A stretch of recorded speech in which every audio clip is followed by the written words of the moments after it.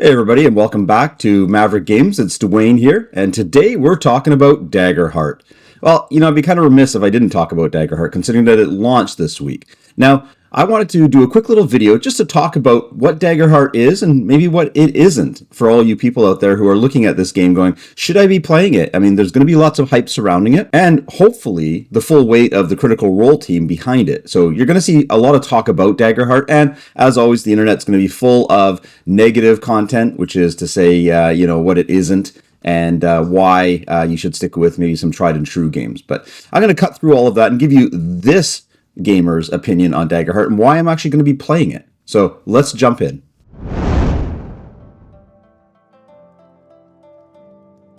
So what exactly is Daggerheart? Well, Daggerheart is, on the surface, another fantasy TTRPG in a large landscape full of fantasy TTRPGs.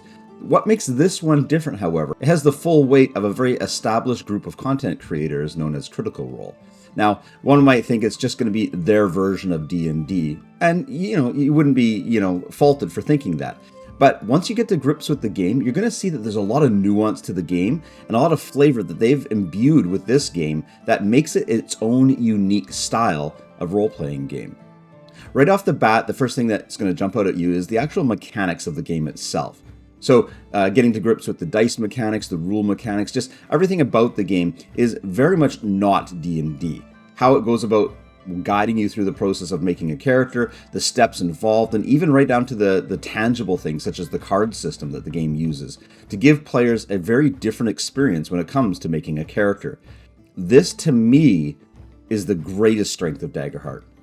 Onboarding new players is something that I do all the time. Being that I do it for a living, it's a constant barrier to entry. When you have a new player at the table, having to guide them through the character creation process and also kind of making it so that they understand the rules a little bit before getting into the game. Daggerheart makes this whole process very simple. It's a very engaging process and a lot of decision making as opposed to just telling information. There's a lot of engagement as far as players right off the bat being able to make decisions to sculpt their character. It's an amazing system. I can't say enough about it, but you'll have to experience it to really get the full breadth of it.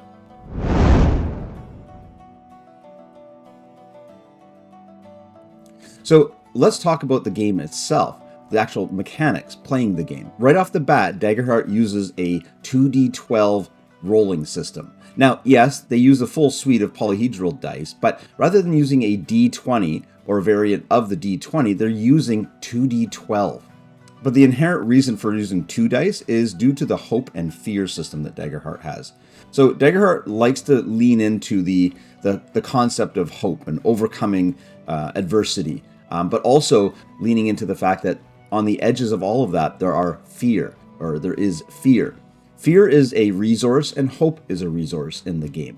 Now, the hope resource is used to actually activate player abilities and things that the players can utilize to succeed in the game, where fear is a resource that the game master uses to actually power some of its abilities and some of its events.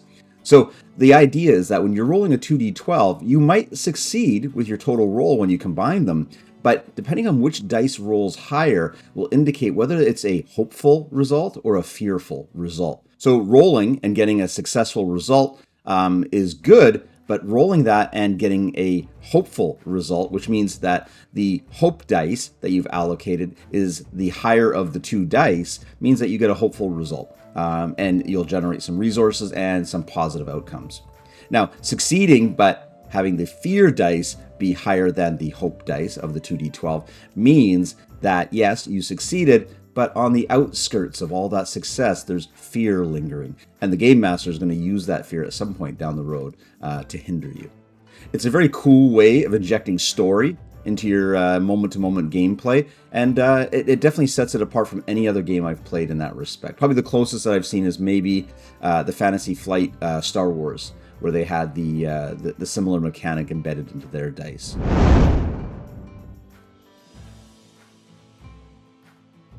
So going a little bit deeper into classes and all the nitty-gritty and nuts and bolts of a fantasy role-playing game, you're going to be dealing with very similar tropes. You're going to pick out a species of some kind. In this case, they call it an ancestry.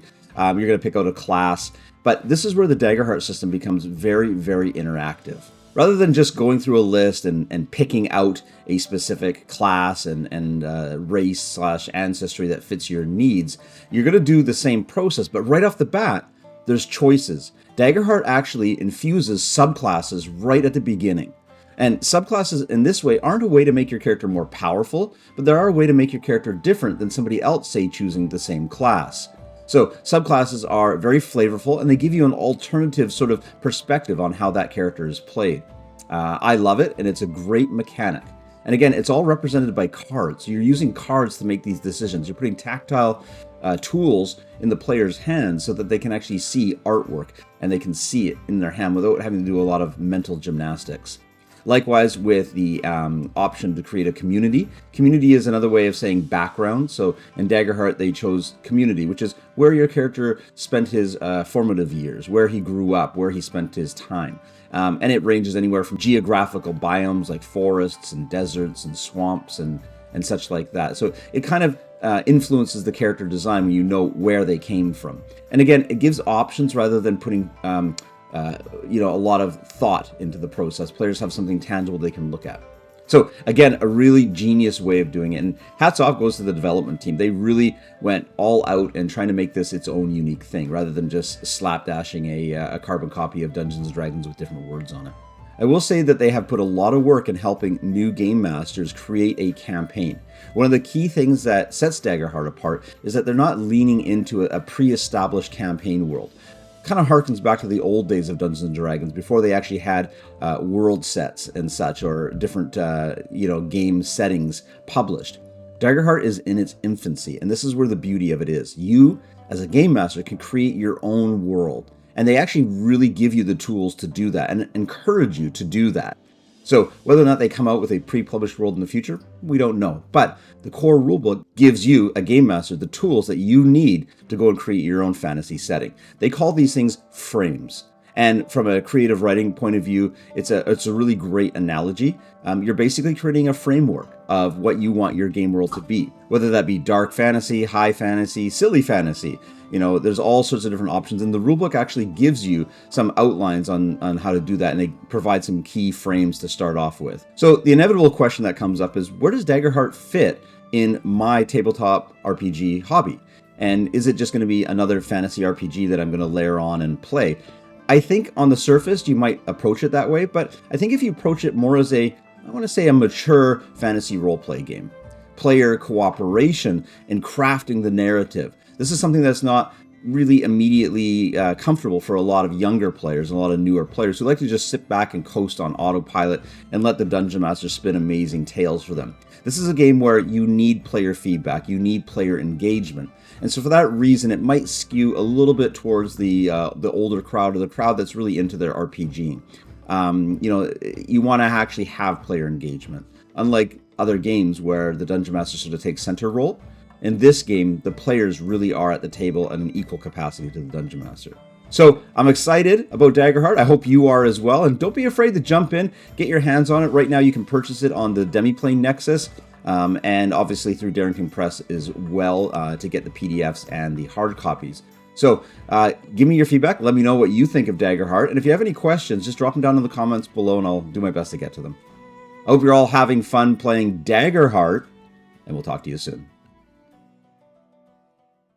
Before you go, I need your help. I'm trying to grow the exposure of what we do here at Maverick Games. My goal is to actually bring information to parents and students for fun, academics, and even support of neurodivergency. Please subscribe and make sure you click on those notifications.